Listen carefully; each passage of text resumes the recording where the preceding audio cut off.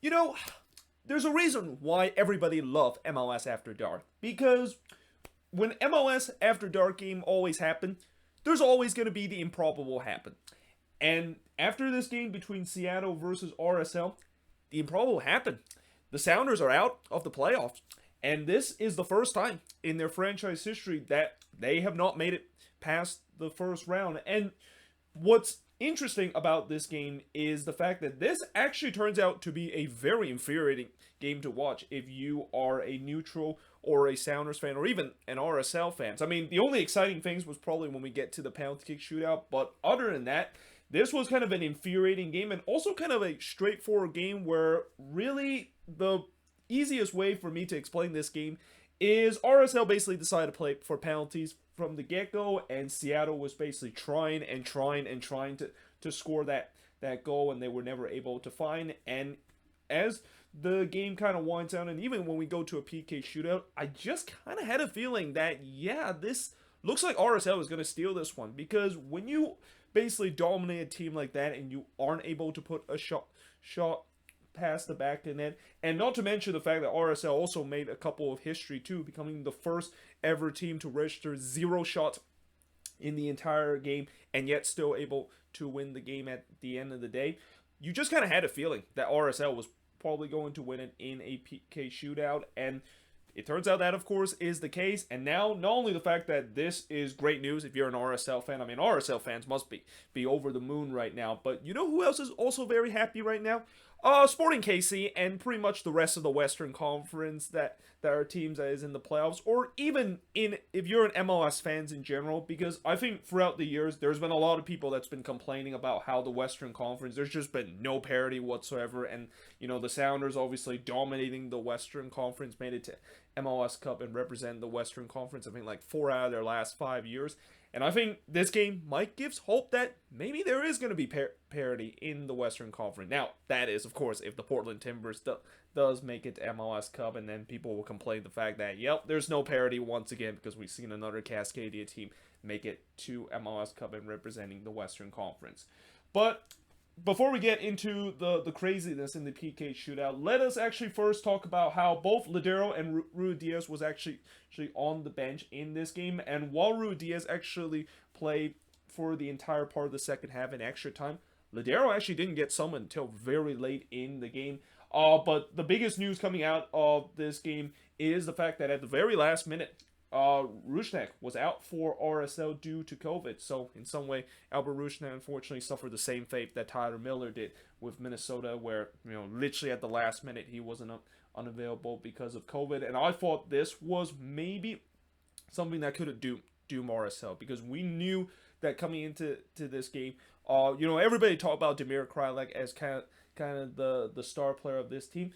People forget about Albert Rusnak. It's been an incredible season and really an incredible bounce back year for him, being a guy that's not only able to register a double digit goal, but also register a double digit assist this season. And I think throughout this podcast, I think at one point Stu Honey mentioned he, alongside with Hani Mukhtar, is the only player to able to register double digit goals and double digit assists. And the fact that we all know that Hani Mukhtar has been incredible, but the fact that Albert Rusnak has not been giving a lot of credit, in some way kind of flying run under the radar with the way that has been, it's quite incredible. But at the same time, this also is a huge blow to the RSL team, and it really was felt throughout this game because they just had no player or no creative player whatsoever on the pitch. And in some way, this game I also was asking whether or not if Pablo Mastroianni decided to maybe open things up, or maybe just decided to just kind of bunker like he did against RSL, or not against RSL but against Sporting KC. Of course, he's the head coach of RSL, and it seemed like the answer to that is that he decided to do the same method that he did against SKC, which is he's gonna try to bunker throughout the whole 90 and 120 minutes and try to kind of frustrate the Sounders team throughout the full 120 minutes by putting basically 10 men behind the box. Now, in the first half, one of the things that I also forgot to mention in the preview is that this is kind of also a Freddy Juarez kind of derby, because remember Freddy Juarez, of the fact that he left RSL to decided to go to Seattle and be an assistant head coach there. And you talk about eventually started to come back. I mean, Freddy Juarez must be feeling sick after this game, and he definitely got hit with a big fry of shot and fly after this game, because he was coming to Seattle hoping to maybe get join a winning team, and maybe even try to chase a ring while he become one of the staff of the Seattle team. And yeah, it definitely did not turns out that is the case. Though I definitely think that FS1 did really show him a lot of time, and they eventually didn't mention it until very late in the game, but early on they were just mentioning it a lot. I'm like, yeah, I get it. I get that this is kind of like a Freddy Juarez derby, but let's also maybe switch to the intention, the fact that it's not just because this game means a lot to him. It also means a lot to a lot of these players, and especially these RSL players that I feel like coming into this game, they definitely feel like not only it's almost an impossible task to beat Seattle, but they also feel like they want to beat Seattle too, because they want to get one over their old head coach. Now, early on, there was a couple of half chances for both teams, but the shots was 0 apiece in the first half. The first shot was registered in the 15th minute as Morris tried to tap it in, but it was blocked. Morris actually went all the way until the first half of extra time in this game, and I believe I'm not sure if this is his first start for Seattle in this game, but he definitely played a lot in this one, and he's definitely going to be thinking throughout the night, alongside with pretty much this entire Seattle Sounders staff, of how in the world did they not win this with the opportunity that they got. And another thing that I also will say about this game really reminds me of the TFC versus Seattle Sounders game in the 2016 MLS Cup. Because remember how that year when the Sounders basically won MLS Cup with 0 shot on target in a penalty kick shootout? Well, basically RSL took that formula, and ironically they did it against the Seattle Sounders. But what's even more impressive, as I'll mention later, how RSL actually didn't even register a single shot throughout this game too. The Sounders, of course, then started to put some pressure and look for the opener. 25 minutes in, still no shot on goal in this one, and RSL, of course, still have registered a shot through 25 minutes. But in the 28th minute, Morris did try to poke it in the back post, but that one goes straight to Ochoa, though even if that one went in, it wouldn't have counted because the flag went up. Now, Montero did head it wide from close range in the 35th minute. Before 36 minutes into this game, Ochoa, he actually was warned by the referee for time wasting, and I also kind of wrote RSL playing for PK possibly with a question mark, and little did I know, I probably shouldn't have put the question mark. Like, I knew that they were playing for a PK shootout from straight away with the way that they were set up, and the fact that they were basically parking the bus in this game against the Seattle Sounders, and hope that maybe they can, of course, do so that they can get into a PK shootout. But, despite the fact that Seattle, of course, leading the shot at 7-0, still no shot on target for both of these teams. And in fact, as we head into halftime, that would actually be the number of shot on target that we had, because despite the fact that Seattle did lead the shot 7-0, none of them was on target. So we go to the second half with the score tie at 0-0. Seattle did start to bring some reinforcement as Ruidíaz was summoned into this game, and I thought, okay, this is when probably the Sounders are going to pull away, because, as frustrated as that was for the Sounders in the first half, they didn't really have their strongest starting 11 and didn't really have their star attack, and now the fact that they have one of them in Ruidíaz, I thought eventually they're going to find a way to finally score the goal to break down this bunker that RSL was putting. But in the 46th minute, the first shot on goal was finally registered, though it was kind of an easy save for Ochoa, where Benesse basically hits one straight to him. Morris then tried to curl it wide from try to close it from close range, but he puts that one wide. That was probably one of the best opportunities that Jordan Morris has had tonight. It was all Seattle in this game to start the second half, but can they finally break down this RSL low block? And little do we know, later on that answer is a definite no. But in the 60th minute, Morris did try to head it from close range, but that one he actually missed that one from a corner. Actually, it was a ball that was delivered from a corner. Morris was trying to head it in, but unfortunately he wasn't able to do so. And you kind of started to sense that, the crowd inside Lumen's Field, they were started feeling anxious. And the fact that, they know that maybe eventually the Sounders are going to score that first goal, but there may be some anxiety that starts to show that, it's still 0-0 through 60 minutes. And despite the fact that we're dominating this game, please don't tell me is this one of those games where the Sounders, despite all they try, they just didn't have their shooting boots in this game, and this game, of course, will end 0-0. And what's even more frustrating about this is that, this is a playoff game. So if this game ends 0-0 after 90 minutes, we go to extra time, and if it ends 0-0 after that, then you have to deal with the coin flip known as the penalty kick shootout. But 70 minutes in, RSL still have yet to register a single shot. But in the 72nd minute, this was probably the closest that the Sounders came to getting the opener, as Ruidíaz basically tagged a volley from 25 yards out. I mean, he was trying to do a Jacob Glasnes there, but unfortunately he struck the post there. Then Ochoa, yeah, this is when he basically reminds the rest of the MLS world why he is basically a villain, and decided to do his fake injury time wasting antics. I mean, I think he basically fell on the ground, and originally I think Stu Holding mentioned the fact that maybe he kind of fall on his back awkwardly. I can tell probably Stu Holding was trying to not to say the fact that, yeah, Ochoa is clearly time wasting, because I'm pretty sure everybody in the world can realize that Ochoa is clearly time wasting there, and that, the trainer did, of course, came out to check to see if he's okay, but I'm guessing those trainers are probably taught to do so just to make it look like it is actually an injury. And lo and behold, just 1 minute after that is done, Ochoa magically stands up. Like that is, for me, as frustrated as that is, and if you're a Sounders fan, you're definitely very frustrated to see that. I can understand why Ochoa decided to do that, and I do have some kind of, I do kind of take two stands when I have my opinions on Ochoa. On one hand, I do sometimes feel very frustrated with him, especially of his antics that he did in the beginning of the season when he decided to kick the ball into the stands in that game against Minnesota. But on the other hand, I can understand why he decided to do that, and that sometimes when you're in a game like that, I mean, there's a reason why shithousery exists in soccer, where you just want to do anything and everything possibly, whether it's universally like or not, to basically win the game. And Ochoa feel like this is kind of the time to do so, because I know at that point he's not making friends. Like he's just want to win his team, or wind down the clock and hope to get his team into a penalty kick shootout. And as crazy as this might sound, that's sometimes,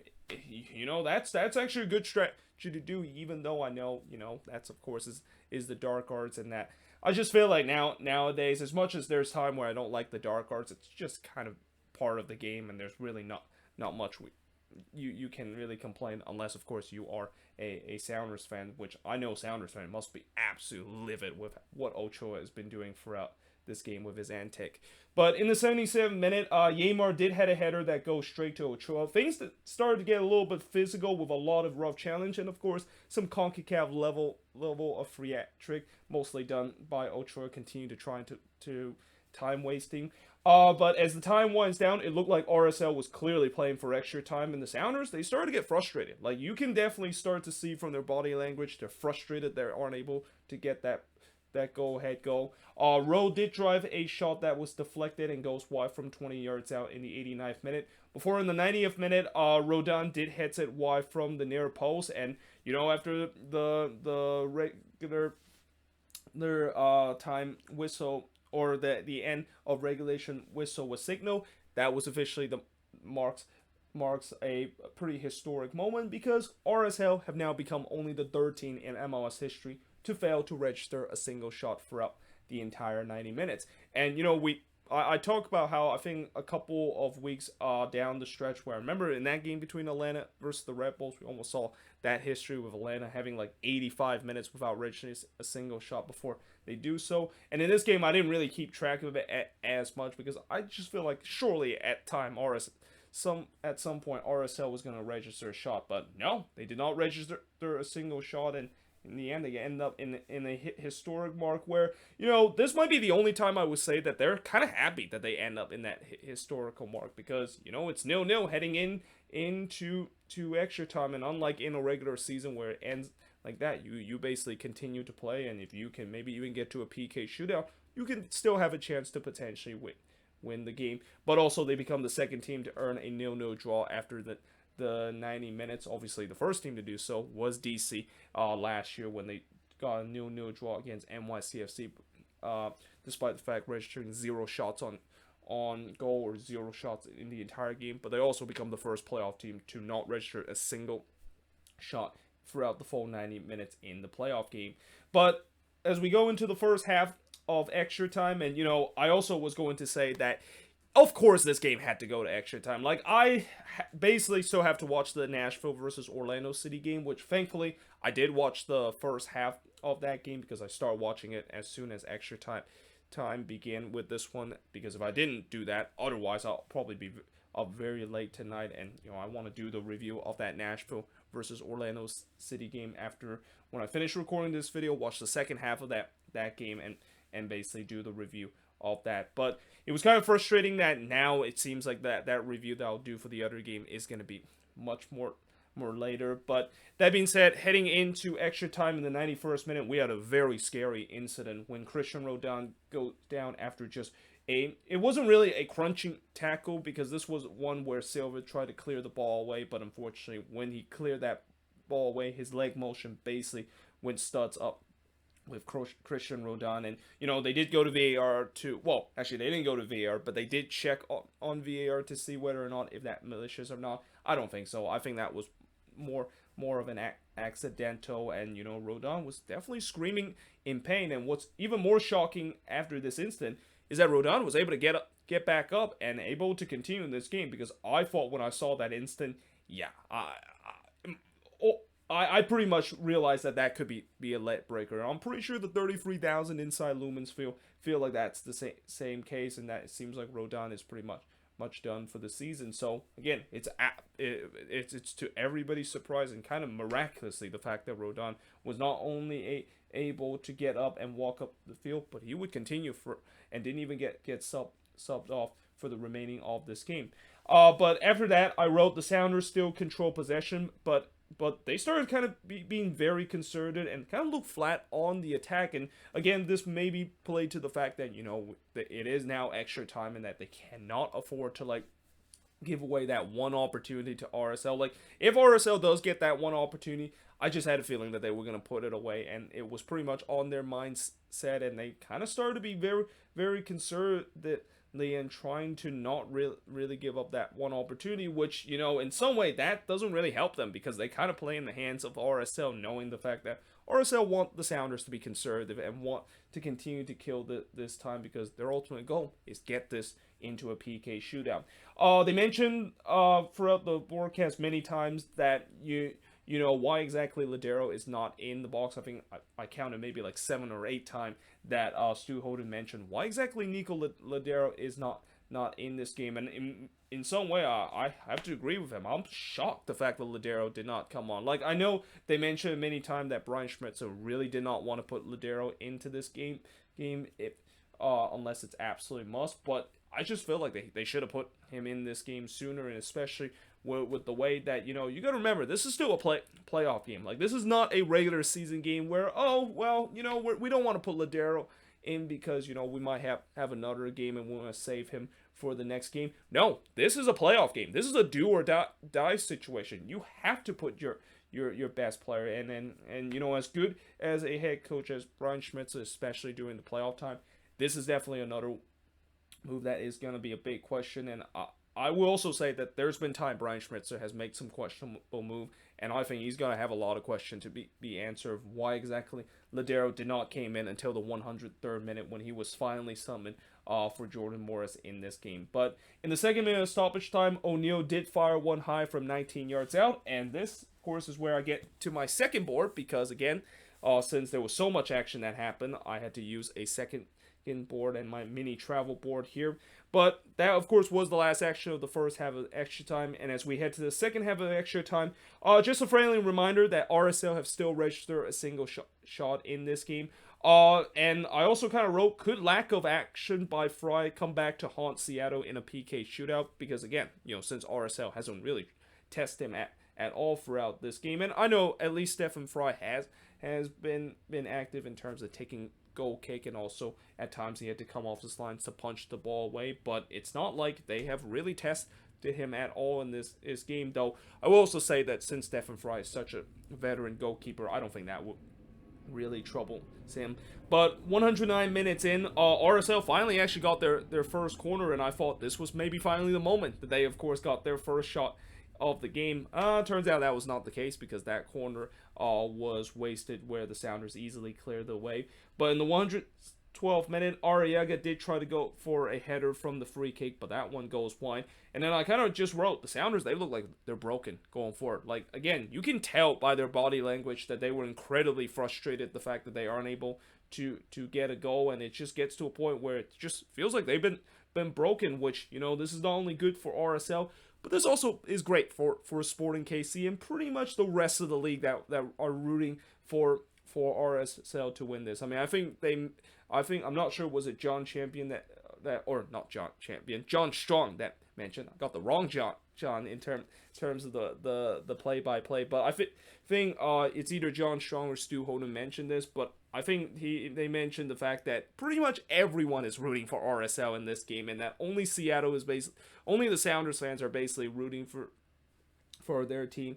to win this game. So yeah, again, everybody was hoping this was going to go to a shootout and hope that RSL can pull it off.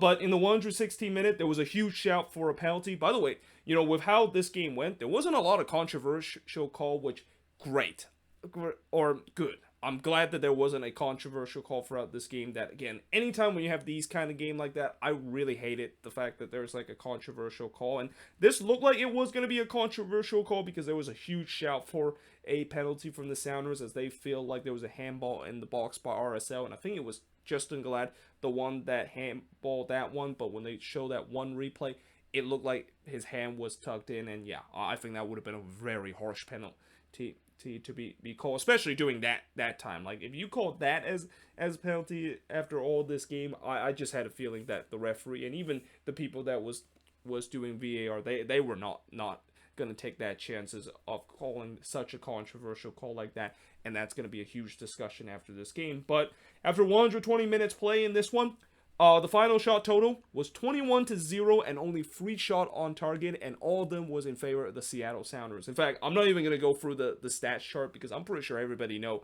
what the final stat chart is in this game. Well, at least part of it, or the most important fact, the fact that the Sounders had 21 shots and RSL basically had no shots in the entire game, and yet they of course went on to get the victory. But before, of course, like, kind of spoil it a little bit there, but about as we go into a PK shootout, on the second penalty, it looked like Fry actually saved the first penalty of the PK shootout when Pablo Ruiz didn't really put a good penalty, and Fry basically was able to save it. But here's the problem: Fry came off his lines, and I knew it instantly when I saw that save the first time, that Fry was way off his line. So he of course was given a warning, and on the second attempt, Ruiz did put that one away. And in fact, we didn't even see the first penalty miss until the sixth penalty of this shootout, when Ochoa was able to deny Rowe in the sixth penalty, and then in the very next one, Glad was able to convert it. Although we almost had a double post moment here where Fry was able to tip this one onto the post, and as it was bounced off the post, it basically bounced the other way, and I thought, oh, are we going to have a double post moment again, and how Sporting KC fans are going to be very triggered when they saw that happening. Thankfully, that was not the case. It actually rolled into the other side. I mean, it might have also even touched the other side of the post and it goes in, but nothing like the double post moment that we all remember back in 2015 in that Timber Sporting KC kind of game. But yeah, in the end, in a game where I know some will say it's an instant classic because how this game went and how it's such a historical mark where a team doesn't even register a single shot and still able to win the game. And I know that Sounders fans are going to be very mad the fact that it's so unfair, the fact that they basically face a team that didn't even register a shot and they still went on, and it feels like this is completely undeserved. But guess what? All I'll say about that, and I'm pretty sure the rest of MLS will say, or the rest of MLS fan base will say about that, is that this is basically karma for what happened in 2016. And I'm pretty sure TFC fans are going to say the loudest because, they were the victim of what happened in that MLS Cup. And I guess now the Sounders get a taste of their own medicine, and the fact that, again, you know, I've said this before, when you are having all those chances and you don't bury those chances and you let your opponent believe that they can come back into the game, yeah, it's going to come back to haunt you. Like, I've seen it so many times that it is going to come back to haunt them, and it's unsurprising. As soon as this one went to a PK shootout, I knew that Seattle was probably going to lose that one, and lo and behold, that of course is the case. And like I said, this is probably the greatest news, not only if you're a Sporting KC fan, because now you're going to be facing